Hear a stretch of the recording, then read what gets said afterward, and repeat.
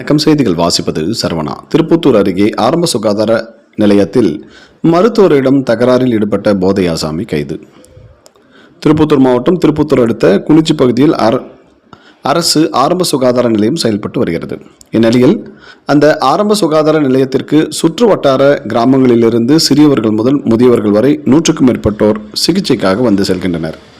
இதனைத் தொடர்ந்து கிழக்கு மதனவாடி பகுதியை சேர்ந்த கோபால் மகன் 46 வயதுடைய தமிழ்வாணன் என்பவர் மது குடித்துவிட்டு ஆரம்ப சுகாதார நிலையத்திற்கு சென்று அங்கு பணியில் இருந்த மருத்துவர் சரத்குமார் என்பவரிடம் மாத்திரை கொடு என கேட்டுள்ளார். அதற்கு மருத்துவர், உங்களுக்கு என்ன தொந்தரவு சொல்லுங்கள், மாத்திரை எழுதி கொடுக்கிறேன் என மருத்துவர் கூறியுள்ளார். இருப்பினும் அளவுக்கு அதிகமாக மருந்து போதையில் இருந்த தமிழ்வாணன் மருத்துவரிடம் தகராறில் ஈடுபட்ட தகாத வார்த்தைகள் திட்டி பணி செய்ய விடாமல் தடுத்துள்ளார். இதனால் வட்டார மருத்துவ அலுவலர் புகழேந்தி கந்திலி காவல் நிலையத்தில் புகார் அளித்தார்.